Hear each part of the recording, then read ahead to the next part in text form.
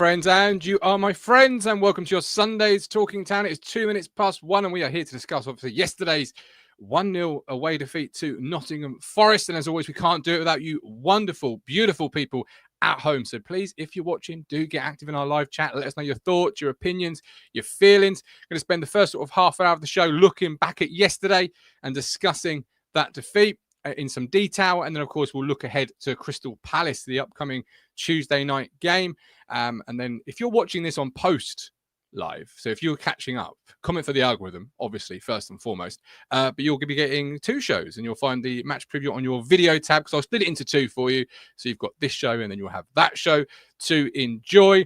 Tommy K says it's between 4 for the drop: Southampton, Ipswich, Leicester and Everton. Palace will have enough, says Tommy K. Thank you for the comment, Tommy. Phil says, good afternoon, everyone. Town didn't deserve to lose that game yesterday. Now got 3 games to capitalise form. Palace is a must-win, says Charlie. No excuses. We'll get into all of that, so please do get your comments in. And as I said, comment for the algorithm if you're watching on catch-up. And don't forget, you can support the life-saving work of the East Anglian Air Ambulance by playing the East Anglian Air Ambulance Lottery.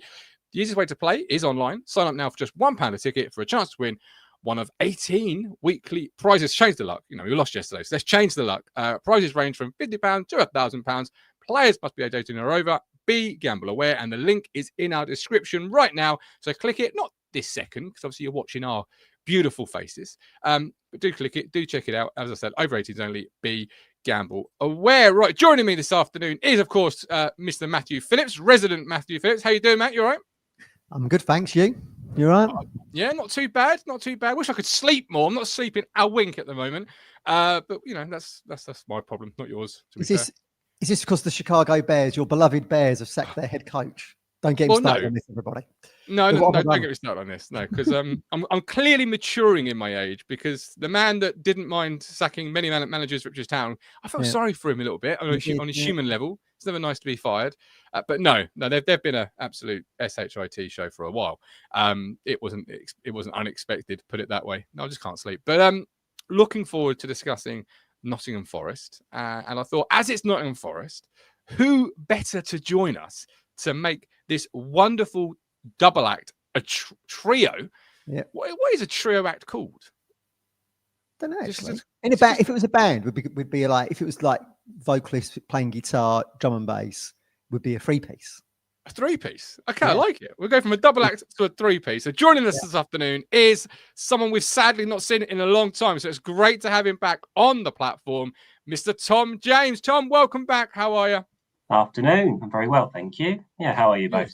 Yeah, we're just saying off air. It's been a while. Last time we saw you was obviously Curve Bar poster promotion where Matt had an ice bucket on his head. How have things been for yourself? Yeah, those were good days, weren't they? Yeah, all very good, thank you. Yeah, we'll get into yesterday's game in a bit more detail, but yeah, like you said, it's not far from me to get home, so didn't feel as bad, I guess, on the way back.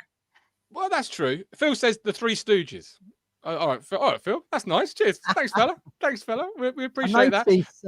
TJ's got his dartboard over his shoulder. I'm presuming, TJ, you've got all the darts in the 180 slot, have you? 45 is what's in there at the minute. Are you ready to take on Luke? Yeah. Are you practicing to try and break into the World Championships? Give it a few years. We'll see what happens. But yeah, I've just got to start trying winning in my local league to start with, but that's not happening. No. Let's get things off with the penalty, because Gary R is putting in our chat, never a penalty. And also it was a game of play acting. Tom, you were there. How did you see it? And I'll come back to you in a second, Matt. The penalty situation. Was it a penalty? Is it a penalty? What were your thoughts on that one? Yeah, it was a penalty. I haven't got any complaints about that. Jota,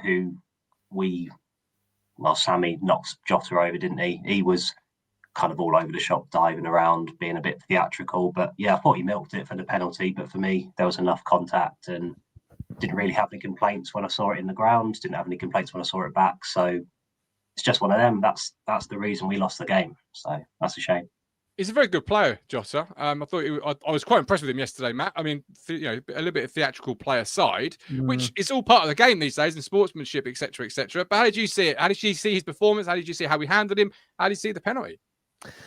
He's another kind of Grealish wannabe, isn't he? Jota. That's what he's like a little bit. Well, I was listening to the game. I obviously watched the Sky highlights back, the half hour, but I was listening to the game on TalkSport. It was the 90-minute commentary. And they described the Smodics challenge as Tom as a lazy leg from Smodics, which I thought was a very good I can see it. description. I mean, look, he's just stuck out his foot, hasn't he? And he's tripped him up. I mean, I can't see anyone would think that weren't a pen. If that was at Portman Road, we'd be saying 100% Stonewall penalty, wouldn't we? So it was a pen, and that is really what the difference was in the game, wasn't it? It's frustrating for Town. You can see the frustration on McKenna because it was that one rush of blood from Sammy that's kind of separated the sides in the end, and we go home with nothing, and they get the 3 points. I think that's a fairly accurate sort of summary there in terms of the lazy leg. It was a bit of a tired leg, a challenge when do you need to make that challenge in that situation? But he makes it, and you always give the referee and the VAR team that decision to make. I thought it was a penalty when I watched it. I still think I haven't seen it back for a second or third viewing, but I still think it was a penalty. But it was a game of two halves from my perspective, and I don't know how you thought about it, Matt. I thought first half Town were really good, and I thought second half Nottingham Forest were really good, and we struggled to really get a foothold back in the game. So based on the first half, what were your thoughts on Town's first half performance? Excellent. I mean, look, they obviously got a corner early doors, didn't they? And that Morgan Gibbs Whitehead's just wide. But from there on in, I think we had 4 or 5 corners by the 15-minute mark. Which, if you go back to, if you rewind the tape back, Mike, to the top of the season, or certainly the first handful of games that we had in the Premier League, I was saying we looked toothless, we're not creating anything, and we looked dangerous from those corners yesterday. And look, obviously Burgess has one that's cleared off the line by that Ina, doesn't he? But I think in the first half we were well on top, and I was thinking it's going to be like Spurs again here. If we get our noses in front and we take the lead, then I can see us getting another 3 points. But it felt, didn't it? Like as soon as you start getting closer to half time and then into the second half, it feels like, well, whoever scores first now is the roll of the dice. And we got told, didn't we, that Nuno likes to defend really deeply and put the players behind the ball once they've taken the lead, which is why they've done so well at the City Ground this season. I think they've only let in 6 goals, and 3 of them were against Newcastle in one game. So it felt like a game we had to take the lead in, and we did have them chances, didn't we? But yes, as soon as they get their noses in front, I was thinking, well, I predicted a 1-1. I was thinking that's probably best case scenario, isn't it? Yeah, and I said to you, didn't I, on WhatsApp, Brentford, I said to yourself, there's still a big chance coming in this game for Town, and there was. Did say that. And I messaged you yesterday, and I said, It ain't coming today. There's no chance coming in today's game. And Tom, Matt mentions at the start of the game, obviously we started slowly in that first half. Nottingham Forest had that header that half the ground thought was in because it hit the side netting. They started brightly. And second half, we start slow again. There's a little bit of an issue there, isn't there, Tom, where we are starting, Man United, we go behind in 45 seconds. We are starting either half, both halves, just slower, a little bit slow at the moment, aren't we? Yeah, it's really frustrating at the minute. And the start of the game in the first half, they break down the right-hand side exactly the same as the Man United game, I thought. Just like the right way, gets down, gets past a few players and wins the corner. Then that cross goes in, like you said, and Gibbs White could put them 1-0 up within a few minutes. I thought it was in from where I was sat. I was in the main stand with the home fans and my father-in-law. So I got a different perspective on the game from where I was. But it's frustrating really that we just can't get going quick enough, really. And I thought it was just quite frustrating overall. Amari was probably our best outlet in the first half, but second half we just really didn't get close to them, especially when they went to a back 5 after they scored the goal. And we huffed and puffed for the last 10 minutes, but it was a bit too late really. And when you've got the size of the defence Forest have, you're just going to struggle really. I think huff and puff is good, a good sort of term, because we had a lot of the ball in that second half, dying embers of the game, but it never really felt like we were in the position to carve out an opportunity. You mentioned you were sat with some Nottingham Forest fans. I've heard from a lot of Nottingham Forest fans. I've heard from a lot of Nottingham Forest fans in the last 24 hours who have said Town played really surprised us. They were good. That count them out at your peril. All those sort of things. What was the feeling around you then from the Nottingham Forest fans in terms of our own performance? Because as Town fans, we're always critical after defeat. We always look at it with that negative eye. But how did the Forest fans around you see it? The vibe and what I could hear is they thought we were time wasters in the first half. They thought we were really slow, and we took a couple of things at a slower pace, but not to the extent. And I think it's just, you just want to have a go at the other team, don't you? So all I was hearing was, "Oh, hurry up, ref, you got to book him. Why aren't you booked him?" And that was quite fun to sit amongst that. But we had Ed Sheeran in the box a few rows down behind us as well, so I could see him very clearly. And people were constantly turning around to have a look at him and give him a bit of stick. So I bet they were. yeah, very interesting perspective. But yeah, very small seats in the Forest stand Really? as well. I don't know what it's like for the away fans, because I've been a few times, but I can't remember. But you are absolutely crammed in there as well. So it's Narrow. quite, They're narrow, are they? yeah, really narrow. So it's quite elbows each side kind of Is it? atmosphere. Yeah, it's quite a throwback. It's quite nice, and yeah, it's a really good stadium, and the atmosphere is great when it's up. But yeah, good, different perspective on it all. But yeah, it was really interesting. And he was there with Lad Baby, I think, Ed Sheeran. I think I've seen a picture on social media with him and Lad Baby, the Who? musical act. Lad Baby, come on, everyone knows Lad Baby. What's that song? Sausage Rolls. How does it go? I can't remember. Yeah, I know You're asking me questions I don't know. They have been Christmas #1 though for the last couple of years, so you should know who they are, ladies and gentlemen. If you don't ask me to help you, because I clearly don't know.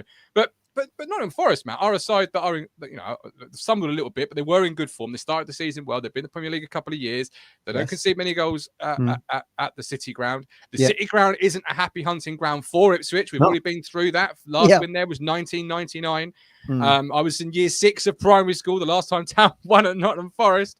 Oh, and I turned 35 last year. So it shows you the level that, going, it's almost a Vicarage Road for us, Matt, in terms of, that it is a little bit tricky place for us to go. But how did you see it? Because I thought we played well. We halved, we didn't create too many chances, but we were at a level where, we didn't capitulate. We didn't go goal down, then concede 2 or 3. We never do, really, do we? Well, maybe West Ham. Some weeks. West Ham, maybe. Yeah.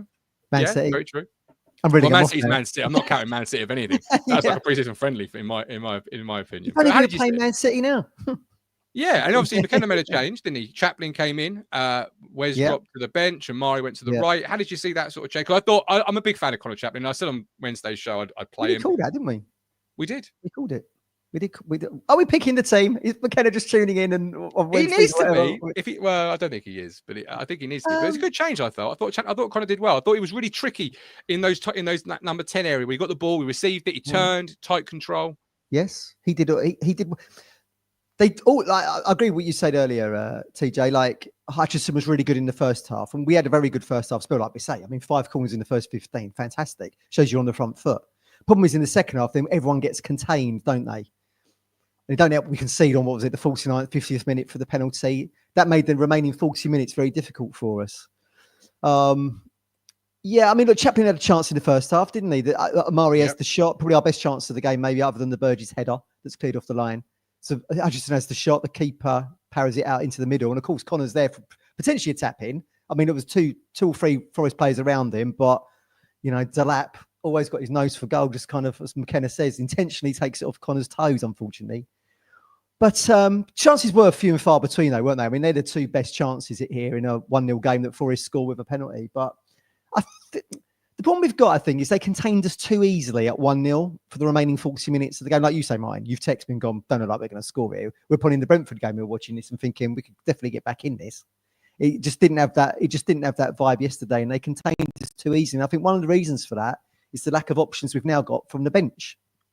Because if you think back to Bristol City at Pullman Road last season, where we're like losing 2-1, Wes comes on, brilliant impact, we go on and win the game 3-2. That personnel just hasn't got that same impetus, impact, whatever it is, in the Premier League, sadly. I mean, it was very telling, wasn't it? They got Al Hamady on the bench yesterday, but he doesn't come on. So Delap has to complete his second 90 minutes. They're rare, aren't they? Delap doing the 90 minutes. He did it against Villa and he does it yesterday.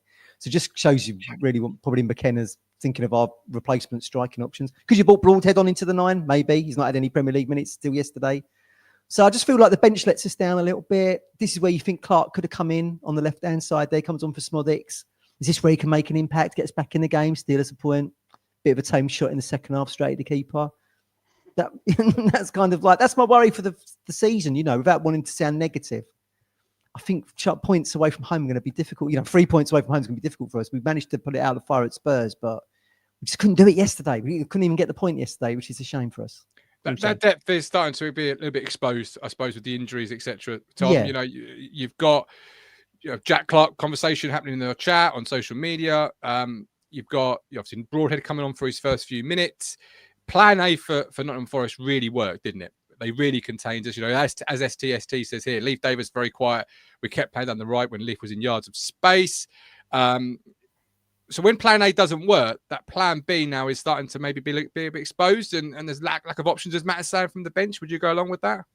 Yeah, we're really missing George Hurst. We need that focal point, someone who can run in behind, and we just haven't got it at the minute up top. And yeah, the worst thing for us yesterday was going 1-0 down, like obviously, because you're going to lose the game if you don't score. But to do that against Nottingham Forest at home, where they're so steady, as Matt touched on earlier, they just sat back and just said, come at us, and we didn't have enough to do it, and we didn't have enough off the bench to do it. So the worst thing was giving them something to hold on to. And yeah, the bench is quite lightweight. I thought Broadhead looked very lively when he came on, and that was good to see. So maybe he's in the conversation for the next week coming up, which would be great. But yeah, there just isn't that physical presence. And I don't think we've got the variety really coming off. So there's something that's got to be sorted out in January, hopefully quite quickly, because we've obviously got the FA Cup third round to start with. So hopefully by second week, we're kind of firing and good to go. I was thinking about that this morning, actually. I wonder where we are with getting this new striker, because we're clearly going to need one. You know, is there a deal in place to press go on January the 1st when the window opens? You know what I mean? Because he's, you know, we just haven't got that striking option from the bench, sadly. Yeah, we're missing. No. We are missing Hurst, but now there's still a debate there whether or not Hurst is Premier League quality. Scores a very good goal against Brentford and did well when he came on against Spurs. But I don't know. Are we going to revisit some of these players that we were speaking about, Martin and TJ, in the summer? Ioannidis, I don't think he's pulled up any trees in Greece. Latte Lav, one that we don't know about. Have to remain to be seen. But I think sooner rather than later in January, most certainly. Yeah, STST in the chat says here, I personally think we need to push Leif out as a left winger and maybe play Townsend behind him as some cover.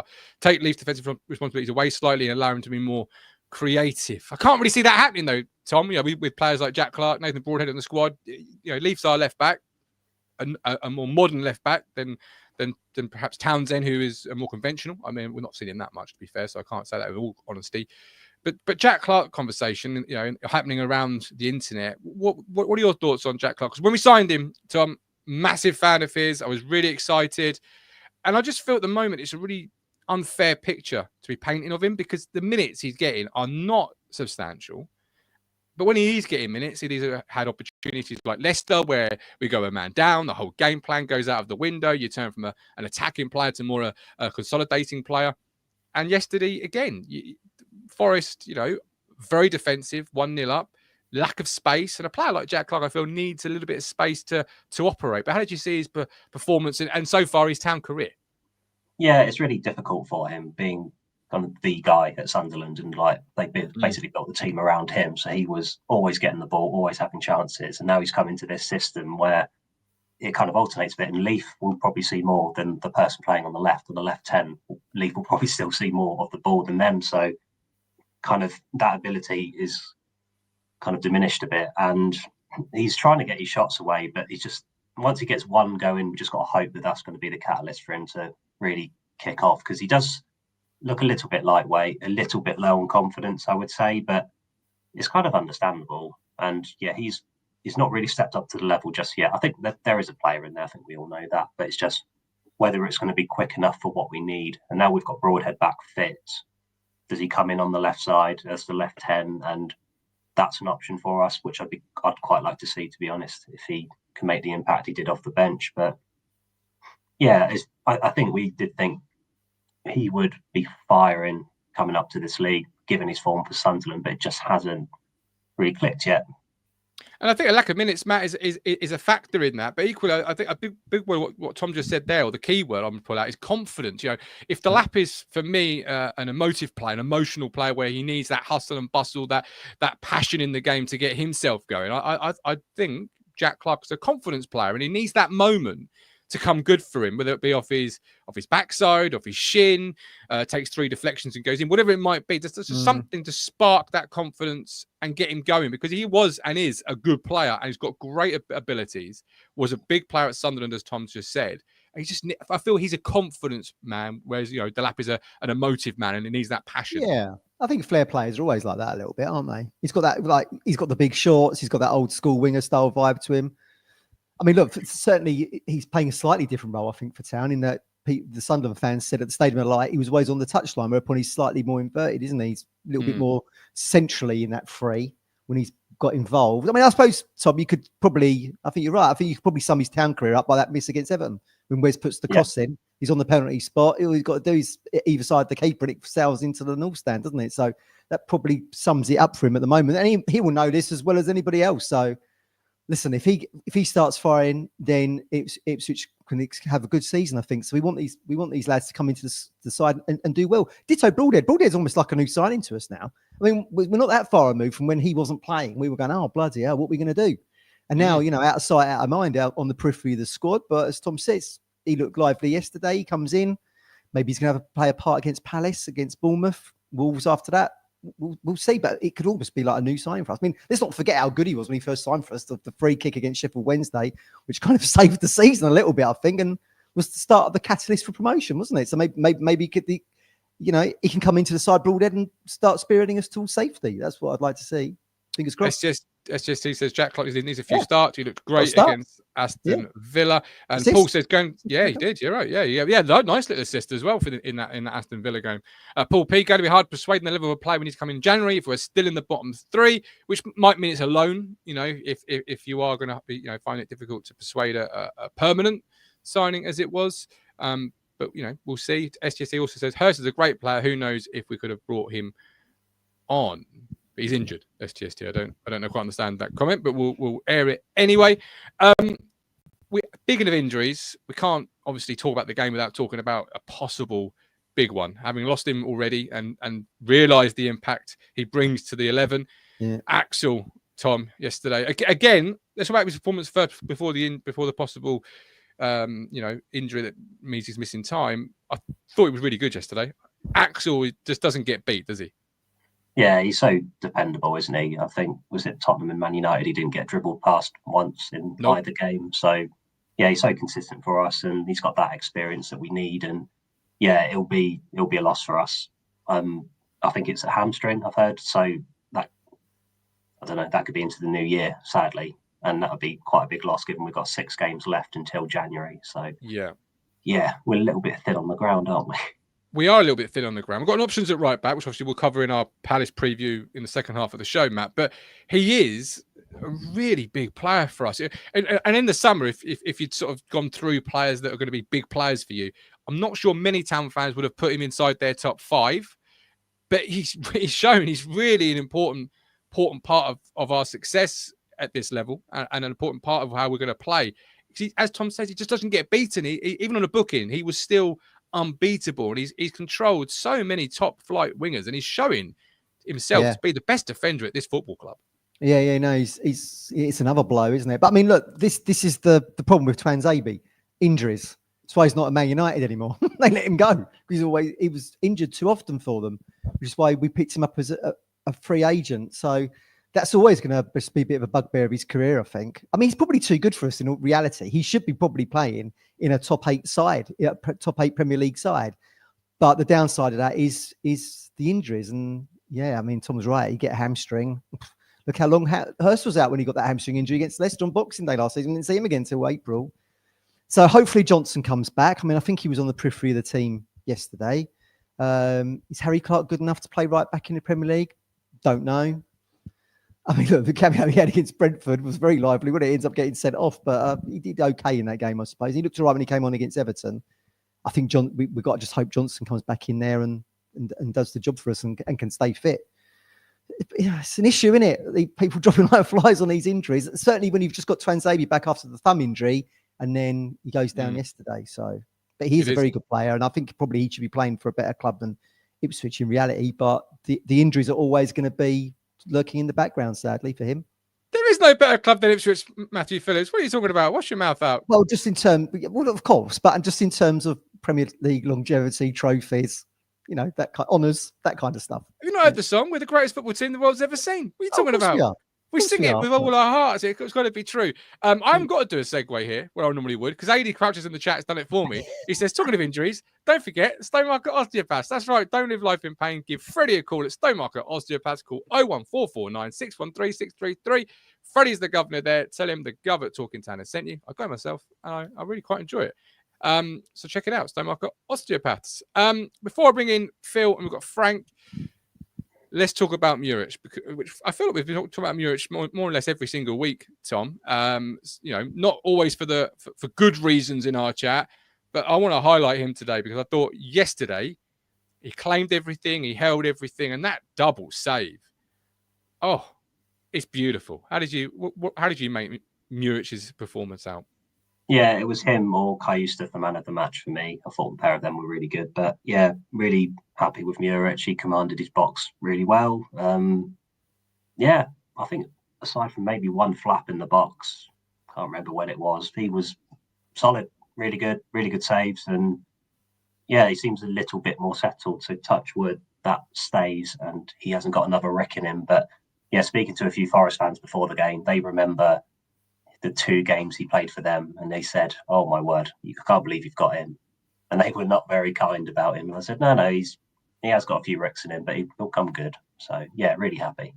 What was it like in the stadium watching that double save? Because obviously, from miles away, we were all sort of, wow. What was it like in the stadium seeing that? Because it was a fantastic save twice. I thought it looked like it was going in from where I was sat, and all the Forest fans around we were like similar, really. But yeah, as soon as it went to his right-hand side and out, then I was like, yeah, we did well.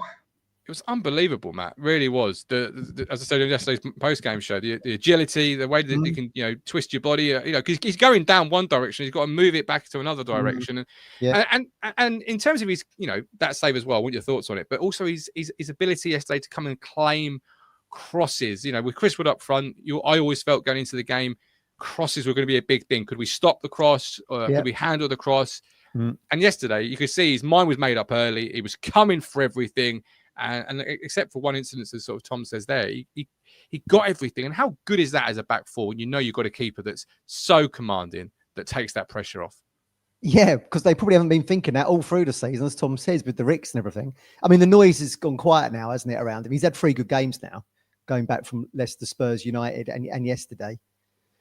I mean, if he'd only stayed where he was for the penalty, he probably would have saved it, or he would have ended up going through the net and into the back of the stand. It was that hard a shot, wasn't it, from Wood? But yeah, I mean, look, we said give him time. I mean, this is the problem with football fans, isn't it? We can be fickle. First impressions last. He misses the Liverpool game through injury, so Walton comes in, doesn't play very well against Man City, and then everyone goes, well, Walton played good against Liverpool, let's keep him in. But I mean, look, they spent 8 to 10 million on him for a reason, and you're starting to see it a little bit. But Tom's right, though. He's kind of a flair keeper, isn't he? I think he's going to make more mistakes, and then probably the Walton conversation. So you're forever going round in like this Dante's circle of hell. It's the same conversation constantly over the season. But the magnifying glass is always on keepers when they make mistakes, and it should be on them when they make great saves. And he did exactly that. He did exactly that yesterday. We said, didn't we, after the Man City game, Martin? Like, it's not condemn him. We need our support. He's come to a new, like Jack Clarke. He's come to a new club, new area. He's got new teammates playing at the highest level that you can in domestic football. The world is watching you in the Premier League. It's going to take time for these lads to bed in, and it feels like Muric is bedding in a little bit now for me. Not just a high level, the best league in the world, as it's so often called. And Rob says Muric's getting better each game, helps having a more settled defence in front of him, though. SDSD could actually go down as one of the best saves a town keeper has made. Muric is gaining confidence. I was very critical, but I might have to eat my words. AD, I feel much safer with Muric now. He seems to command his area more. And Darren says, distribution could be better. We cannot have many more of these onwards and upwards guys. Stevie says, Ipswich Town, you'll stay up. Kind of missed this channel, brings back memories. Well, thank you very much, Stevie. Welcome back. We're so pleased you're back with us. League One days.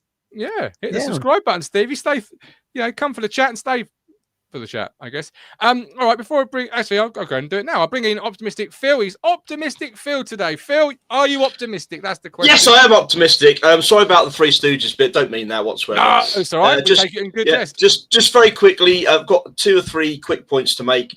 Yesterday's game, I was sat in the away ends. I watched Match of the Day last night, and all they did was focus on how good Forest defending was against us, which really, really annoyed me because those of you who weren't at the ground or didn't watch the game live in full, we defended just as well as Forest did throughout most of the game. And that's what really narks me about the commentary on Match of the Day yesterday. Second point is, if I didn't realise Axel went off with an injury, I just thought he was subbed late on. But if he has got a hamstring injury, that's going to be a bit of a blow, because after these run of 3 games, we've got a difficult run of games where we're playing Arsenal, Chelsea, and then we've got Brighton, Liverpool, Manchester City next month. So that's, I'm saying the next 3 games are going to be key as well, Bill? And Newcastle as well. Newcastle not so much, because they're a team at the moment who are tending to struggle to score goals. So we could be playing them, at the right time. They scored 3 against Forest though the other week. They did. Sounds impressive after yesterday. Yeah. I think Isak went off injured yesterday. I think he picked up a knock, so that'll be a bad. I think he did. I think he's went in my off. fantasy team. Oh dear. Never mind. And what was the third point? Talking about Liam Delap. That was it. Reports suggesting that Aston Villa showing keen interest in him, so they might make a move from January. But if they do make a move for him, then Man City have got first refusal on him. I personally think right now he's worth about £40 million to score. I think to score 6 goals in the first 12, 13 games. I would say if he keeps that ratio up for the rest of the season, you're talking close to 20 goals for a young English centre forward. And Danny Murphy the other week praised him on Match of the Day, saying he's probably the closest young English player that we have in the mould of Harry Kane. He's a bit different because he's a lot more physical than what Harry Kane is. And I'm sure that he's just going to improve as the season goes on. I personally think that when January comes around, we will get the players in that we need, and then we'll kick on. I personally think Ipswich will have a better second half to the season. I just wanted to ask Tom though, your point of view for the Muric double save yesterday and the penalty decision. What was your view of it? I'm saying in real time, did you think it was a penalty? I think you've already probably said that, but also you've just mentioned about Muric's double save. What did you think of his performance yesterday? Because again, I thought that he shone when he needed to shine, and it was gut wrenching for us to lose a game like that on one kick of the ball. I'll say it again. I mean, I was feeling rather aggrieved when I left the stadium yesterday. Getting back on the coach, I just felt that it was one of those games where there was pretty much nothing in it for most of the game. And Phil, obviously we talk a lot about referees. I just want to ask you before Tom answers your question. What did you make of his performance yesterday? Because I actually thought he was okay, but many people have said he wasn't. He wasn't. He wasn't. Look, the first half he was okay. Second half he was biased against Town. I mean, say nearly every time that a Forest player went down, he gave a free kick for in the second half, and that really irritated me, because when you look at it, I think with the stats of the possession that we had yesterday, I think we had more than 50% possession throughout the whole game, but it didn't look that way in the second half, and I just feel, yes, Forest defended really well. Yes. Town went toe to toe with them, and there really wasn't much in it at all. No, I agree. But that referee in the second half, biased. I'm sorry. You didn't enjoy okay, no, I didn't enjoy. I would say, look, the argument with us, with our attacks mostly down the right hand side, where I think Leif Davis, would have probably enjoyed, a better luck if he'd been on the right end of some good cross. Because I think, who was it? I think it was. I'm just trying to think. It was there was 3 or 4 long range passes to Amari, and I'm just trying to think who that was. Who was it? I know Shane made one in the first half. There were like 40, 50 yard passes that comfortably found Amari free on the right hand side, and I'm just trying to think who that was. It might have been Axel, I think. But he's going to be a big miss for us in the coming 3 or 4 weeks if he is out for, say, more than a month. But I think with the injuries coming back, I think obviously Greaves is back on the grass. He's ready to go.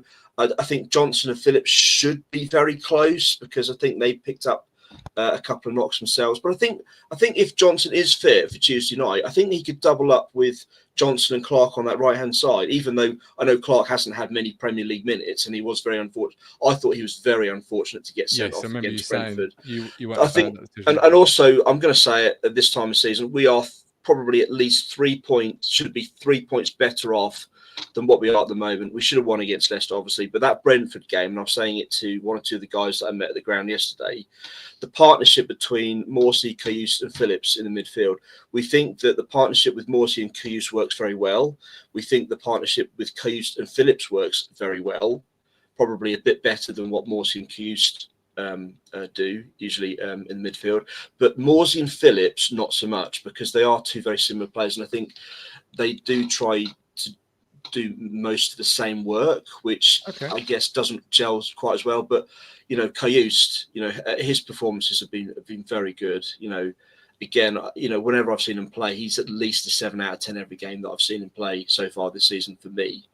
And we haven't looked out of our depth at all in most of the games that we played when he's been playing. And we ideally, if McKenna can get, I don't know, maybe 3 plays in the door, January, one of those could be another sort of defensive player, maybe, I don't know, central midfield, or maybe a player that can sort of dislodge maybe, I don't know, O'Shea. I'm saying he probably won't do that, obviously, because, O'Shea came in the summer. But he's done very well. He's done very well, yeah. I just hope, we do need another number 9 and maybe possibly a right-sided attacking player to replace Benny. But I personally think we'll kick on. Yes, the rest of December and January look really quite tough. But, in the games that we've played, Forest away, Spurs away, Brighton away, look, we can go toe-to-toe with these teams. If we just hold on a bit longer, maybe sort of stiffen up a little bit at the back, we can start picking up, a point here and there away from home, which will help us gain momentum as the season progresses. But, I do believe McKenna. I think that we will kick on in January, and I'm not worried about how we're going to finish this season. But let's just hope that it's above the line. It should be above the line because we finished above the line, twice in the last 2 seasons, and January's always been a pivotal month for us. Sorry, I'm just watching the Kettering Doncaster game. That's all right. We'll let you go, Phil. We've made some absolutely amazing. Didn't Phil ask Tom a question? He did. Oh yeah, sorry, Tom. Sorry. Answer the question, and then we'll let Phil go. Yeah. Yes, it was a penalty. Looked like it on the ground. The Esther double save looked good in person, but yeah, it was all a mad scramble. So yeah, better on the highlights, I'd say. Excellent. Phil, appreciate you coming on the show. You look after yourself. All the best. Phil mentioned there, fellas, about Morsey and Phillips not really complementing each other as well as perhaps Morsey and Kayust. How did you see Kayust's performance? Tom mentioned he was really impressed with him yesterday. Matt, were you equally, what you've seen, impressed with Kayust?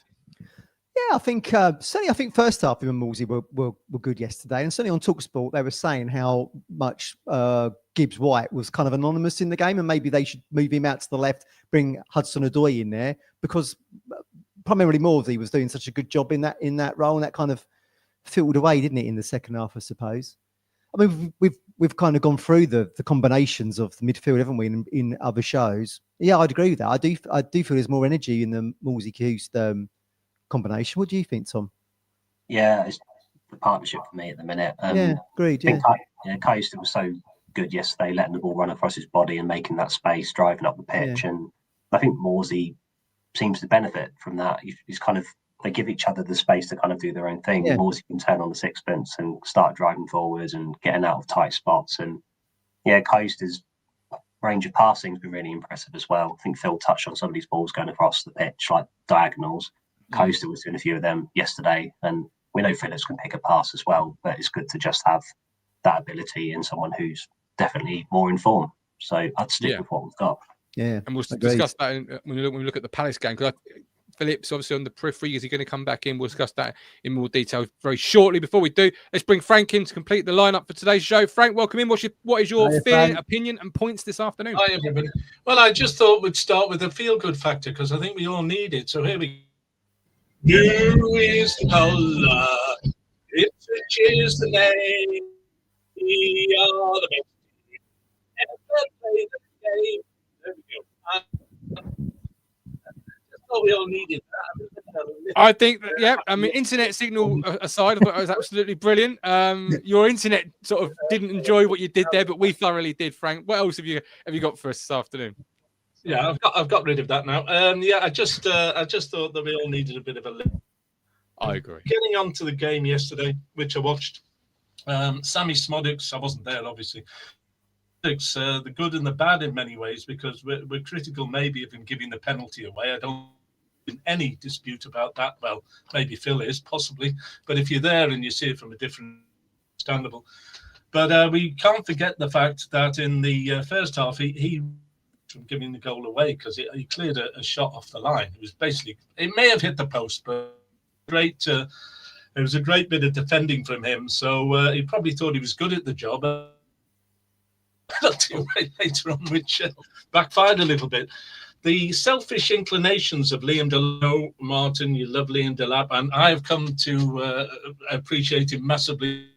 But I often wonder, that selfish notion that every striker has, call from Conor Chaplin, chose to ignore it, or did he decide, I'm but I won't hear, and just go for it, try to get hold of the ball? Because George Hurst, I'm pretty sure that telepathic communication between George Hurst and Conor Chaplin, he would have left the ball for Chaplin. He knows exactly what Chaplin would do.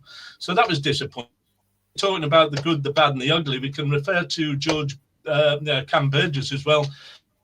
He was responsible for a really horrendous pass in the first half that could have led to, second half, I think, could have led to a goal. But he also had that header, and I think he was outstanding at the back side of it. And with Conor Chaplin, well, yeah, he was very good largely, apart from a bad pass that led not directly, but indirectly to the goal. I thought Jens Juster, he was my man of the match, arguably with Muric, I thought he was very good. In terms of possession, more possession, 55.3%. And I thought Nathan Broadhead, when he came on, was very good. And bear in mind, Nathan Broadhead is not just a technically gifted player, free kick specialist, and that's something that might boost our chances of winning games in the future. And if you look at the next, yeah, he is. He scored one. Yeah, no, well, he's had a few attempts. Goal he scored in League One. He's no Darren Curry though, is he, with the free kick? Let's give him time. I may be a bit biased on that, but I think he has. And let's face it, he scored for Wales as well. Again, Croatia, wasn't it, when he came on as a sub? He's no Steve Sedgley though, is he, with a free kick? I could go through some great town players who were good with a free kick. I mean, just don't ask. Jimmy One, remember Jimmy One? Jimmy One, Harrow Road. Yeah. But I think we should, to be honest, give Nathan Broadhead and more encouraged than most people. He's been out of the picture for a while, and some people say in January. Well, I think no, he's just had injury problems. With respect to injury problems, and I heard Phil talking about it, Axel went straight down the tunnel after the game. But I mean, the reason Man United is reoccurring back problems. He hasn't had that issue with Town as yet. They're just commonplace injuries. Every player succumbs to a hamstring injury from time to time. The thumb. Get himself a dishwasher. I think he can afford it by now, and he might be able to avoid that. Kevin Peters is a bit like that, injury prone. If you look at the next four fixtures, by the way, Palace on Tuesday, I think really have to get a win. Bournemouth on Sunday, I think I'd take a score draw, because Bournemouth are a hot property at the moment. They've got so many striking options. I think it'll be difficult for us. And Wolves away, I think we could sneak a win there. And then we got Newcastle at home. I think it's on the 21st of December. I think we could actually win that one too. So we should be pessimistic. It's still relatively early in the season. We have the opportunities, I think, pick up a few points, and we have to now. We have to before Christmas. It's no use waiting till the good run in January alluded to. We have to start picking up points and picking up wins, because draws are no longer good enough.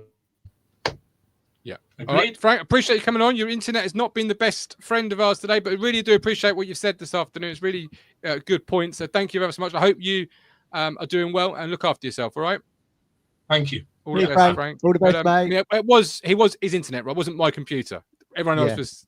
I could see the look of copyright horror on your face, Martin, when that music started. I know you too well, my friend. I know you too well. I was reaching for the mute button. I'm not going to lie.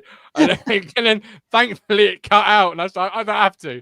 I was just thinking YouTube are going to For absolutely. people who don't know, yeah, YouTube can be funny about music being played on. Funny. I get copyright claims from like shows we did 3.5 years ago. I've got a couple in, from me, most likely. Yeah, they are from you, actually. Yeah, they are. Don't worry, we're not bringing back Christmas telly for the Christmas. Oh, yes, period. you are. I need that 2p. I'm not paying the Christmas royalties. Before we sort of switch to Crystal Palace, Steve says Forest played for about 3 penalties yesterday. My word, how are you all finding the Premier League compared to the EFL? Tom, how are you finding the Premier League compared to the EFL before we flip the page? It's not as the lack of games has been the biggest frustration, and the 3 international breaks has been the worst part about it.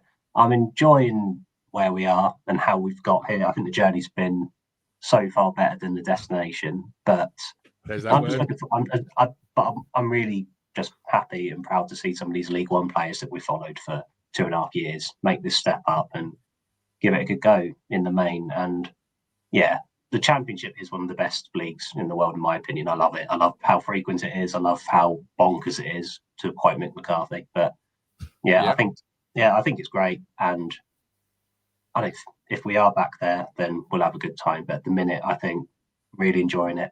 I was 8 years old when we were last in the Prem, so I went to one game. It was 0-0. Don't remember too much about it. Who was that? Chelsea 0-0, April 2002, I think.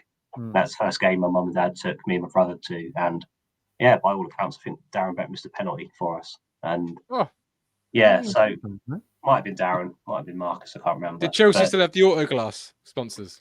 Yeah, they probably would have done, actually. Yeah, we drew with them. Yeah, you're right. We drew them 2-2 in the season. We finished 5th at home because I think Scully gets both, and then 0-0 was the other game. Yeah. So that was my only experience. But this season, obviously because away tickets are so difficult, I've been sat in the home end for City away and the home end for Forest away. So I've experienced it somehow. There you go. I'm with SGST says loving it. You just have to accept that you'll be losing a lot more than you're winning, but even being there alone is all worth it. Just so happy for these players to get to play in the Premier League. I'm loving it for the complete opposite reasons that Tom isn't loving it. The frequency of games is the right pace for me. I'm not going to lie. Saturday. Now, game on Tuesday, suddenly I've forgotten what routine I have, Matt, for a Tuesday in terms of the artwork that needs to be done, the equipment needs to be charged, what shows are when. You're thinking podcast logistics is what you're basing this all on, mate, isn't it? Yeah. Yeah. I like being in the Premier League. I want us to stay here. I feel like this is where we should be. But it's going to be a slog, I think. But if we can get over that, if we can finish 17th or higher this season, then brilliant. But I mean, we might have said, like, TJ, that they're called match days, aren't they? They feel more like events like you have in the NFL.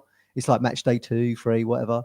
I mean, I don't know. Maybe it's because we like American sports, mine. We just prefer it, maybe. I don't know. Yeah. And it's like a big game on Tuesday. You know, that feels like that should be like a Super Sunday game, Tuesday's game. You know, it's 2 teams down the bottom of the table. You know, a big opportunity coming up for either team to separate themselves maybe from the pack. Looking forward to, and we'll discuss Tuesday night's game now. But before we do, don't forget Match Bingo, play Match Bingo, win cash prizes, and support the crucial life-saving work of the East Anglian Air Ambulance. You can download the app wherever you normally download your apps. So Hamish in yesterday's show told me what the Google Store equivalent of App Store is called. I think they called it the Play Store. Is that Google Play? It is. Google Play. There you go. Download via Google Play, App Store, all of those. Bingo cards, £2. Over 18s only. Be gamble aware. Play Match Bingo. Win cash prizes. Right, Crystal Palace, fellas.